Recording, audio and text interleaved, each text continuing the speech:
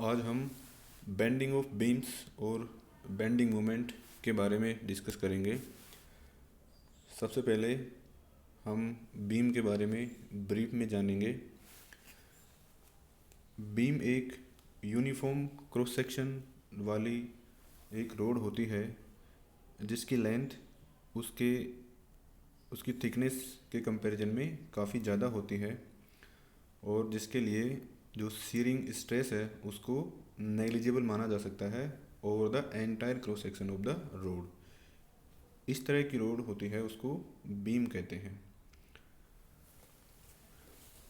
यहाँ पर बीम है वो जैसे सर्कुलर और रेक्टेंगुलर हो सकती है।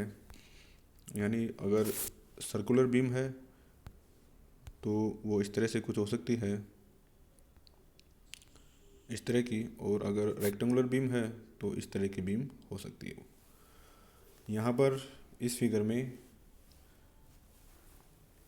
एक बैंड स्टेज में एक बीम को दिखाया गया है। जब इस पर एक टॉर्क लगाया जाता है तो इसका जो इस बीम का जो आउटर साइड है इसकी, उस पर एक फोर्स लगता है, उसको कहते हैं एक्सटेंशन फोर्स, जो कि आउटर साइड पर ही लगता है। और जो इनर साइड है वहाँ पर जो फोर्स एक्सपीरियंस करती है ये बीम, उसको कंप्रेशन फोर्स कहते हैं। यहाँ पर जो आउटर साइड है वहाँ पर जो एक्सटेंशन फोर्स है उसके कारण इसमें इसकी जो लेंथ है बीम की उसमें एक्सटेंशन होता है, मीन्स इसकी लेंथ बढ़ जाती है। जबकि जो इनर साइड है वहाँ पर इसकी जो लेंथ है वो कम हो जाती है, उसकी लेंथ में कॉन्ट्रैक्शन होता है। मीन्स जो इनर साइड है वहाँ पर लेंथ कम होती है और जो आउटर साइड है बाहर की तरफ है उसमें लेंथ में इंक्रीज होता है। तो बीच में एक ऐसी लेयर होती है जिसमें न तो कॉन्ट्रैक्शन होता है और न ही उसमें एक्सपेंशन होता है। यानी एक ऐसी लेयर होती है जिसमें इलोंगेशन भी नहीं होता है और कॉन्ट्रैक्शन भी नहीं होता है इन दोनों के बीच में। तो उस लेयर को कहते हैं न्यूट्रल सरफेस। यानी यहाँ पर नेगेटिव लेंथ है और ऊपर लेंथ इसकी बढ़ती है जब इसको बेंड किया जाता है। तो नेगेटिव से पॉजिटिव में जाने पर एक स्टेज ऐसी आती है जहाँ पर न तो इलोंगेशन होता है और न ही कॉन्ट्रैक्शन होता है। तो वो सरफेस होता है उसको न्यूट्रल सरफेस कहते हैं। यहाँ पर इसमें जो EFGH लेयर है, सरफेस है, उसको न्यूट्रल सरफेस कहते हैं। अब देखेंगे बेंडिंग ऑफ मोमेंट। इस फिगर में एक बेंट स्टेट में बीम को दिखाया गया है। अब हमें यह ध्यान रखना चाहिए कि बीम का इलोंगेशन और कॉन्ट्रैक्शन कितना होगा, ये डिपेंड करेगा कि न्यूट्रल सरफेस से उसकी डिस्टेंस कितनी है। जैसे यहाँ पर जो न्यूट्रल एक्सिस है वो NN डैश है यहाँ पर, विच मीन्स जब इसको बेंट किया जाता है इस बीम को तो इस वाली लेयर में न तो कॉन्ट्रैक्शन होता है न इलोंगेशन होता है। तो इसके ऊपर वाली जितनी भी लेयर्स होगी उनमें इलोंगेशन होगा और इसके नीचे की साइड जितनी भी लेयर्स होगी उसमें कॉन्ट्रैक्शन होगा। अब ऊपर की लेयर्स में कितना इलोंगेशन होगा वो डिपेंड करेगा कि NN डैश से उसकी डिस्टेंस कितनी है, और नीचे वाली जितनी भी लेयर्स है उसमें कॉन्ट्रैक्शन कितना होगा ये डिपेंड करेगा कि जो NN डैश है उससे डिस्टेंस कितनी है। यहाँ पर जो कॉन्ट्रैक्शन है वो सबसे ज़्यादा सबसे इनर मोस्ट लेयर है उसमें होता है, और इलोंगेशन सबसे ज़्यादा जो आउटर साइड लेयर है उसमें होता है। यहाँ पर जो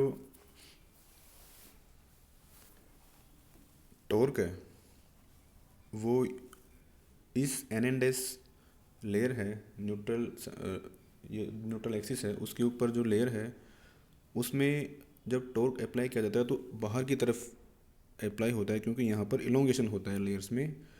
और इसके नीचे जो लेयर है एन एन डैश के नीचे, उसमें कॉन्ट्रैक्शन होता है, तो यहाँ पर जो टॉर्क है वो अंदर की तरफ लगता है।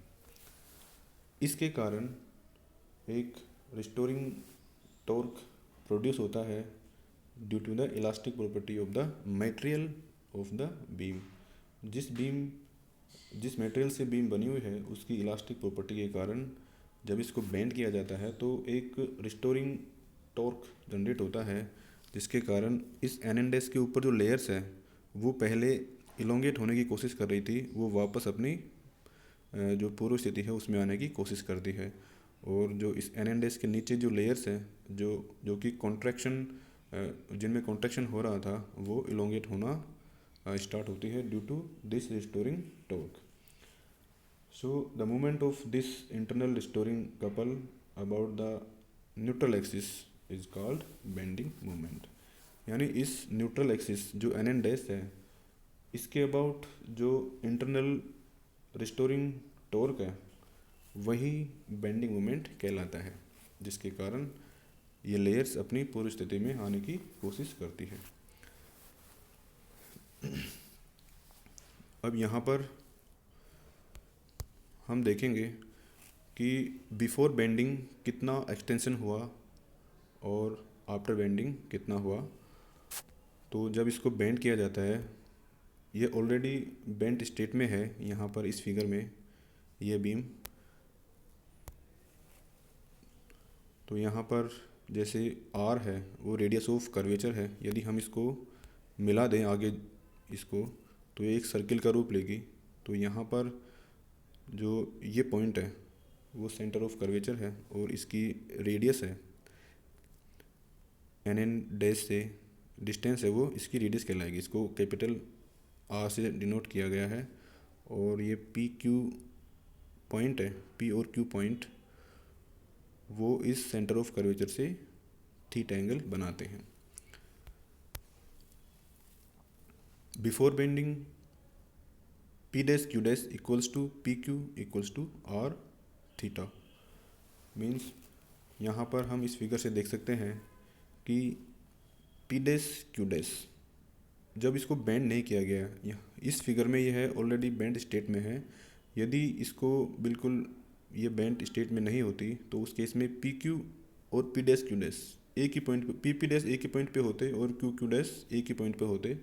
तो उस केस में P dash Q dash equal होते पी क्यू, और इसको हम आर थीटा से लिख सकते थे, क्योंकि जो चाप होता है वो एंगल इंटू रेडिएशन होता है, रेडियस होता है। तो यहाँ पर रेडियस आर है और एंगल थीटा है। तो बिफोर बेंडिंग जो डिस्टेंस है वो डिस्टेंस पी क्यू है वो आर थीटा के इक्वल है।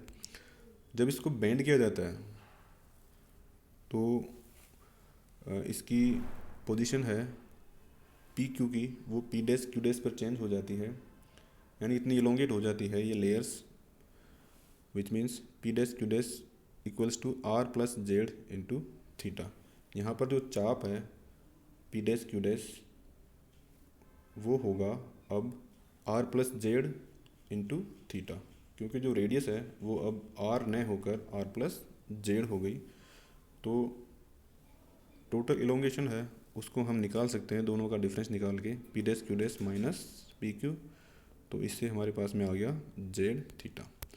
यह है change in length Z theta. यदि हम लॉन्गिट्यूडनल स्ट्रेन को कैलकुलेट करें तो इसका फॉर्मूला होता है change in length divided by original length.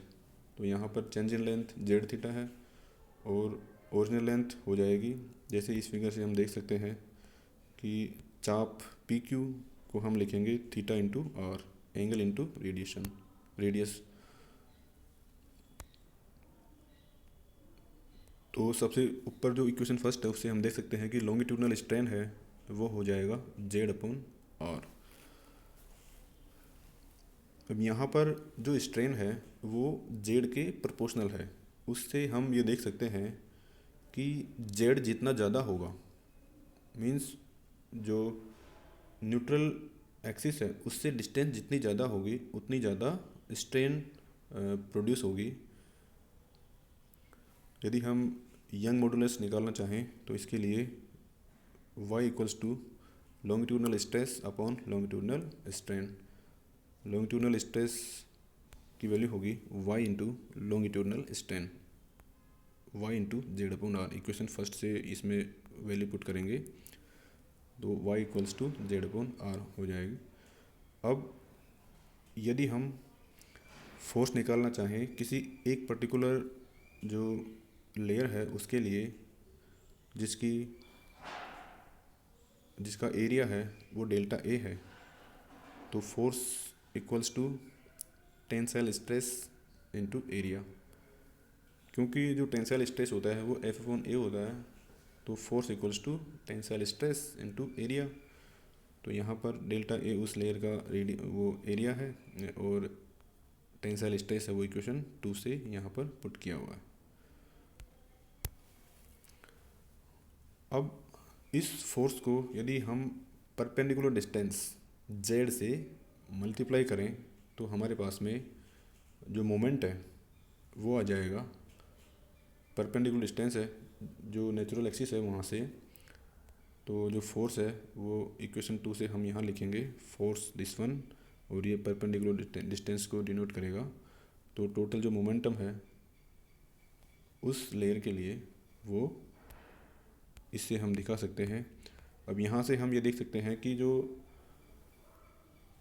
Natural axis है उस पर मोमेंटम ज़ीरो है, क्योंकि नेचुरल एक्सिस से उस एक्सिस की डिस्टेंस है वो ज़ीरो है, और मोमेंटम के लिए परपेंडिकुलर डिस्टेंस का होना ज़रूरी है। अगर परपेंडिकुलर डिस्टेंस ज़ीरो है तो उस केस में मोमेंटम ज़ीरो होता है।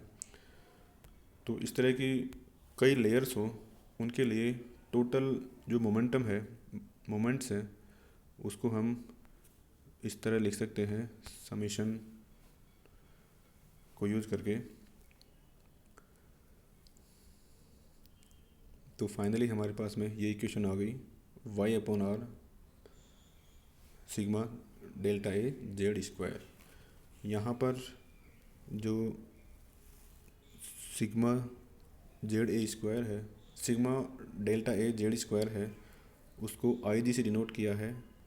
यहाँ पर आई जी है वो कहलाएगा ज्योमेट्रिकल मोमेंट ऑफ इनर्शिया। यहाँ पर जो मोमेंट ऑफ इनर्शिया होता है नॉर्मली वो m इंटू आर स्क्वायर होता है, मास इंटू परपेंडिकुलर डिस्टेंस का स्क्वायर होता है। लेकिन जो ज्योमेट्रिकल मोमेंट ऑफ इनर्शिया है उसमें मास को एरिया से रिप्लेस कर दिया जाता है। Thank you.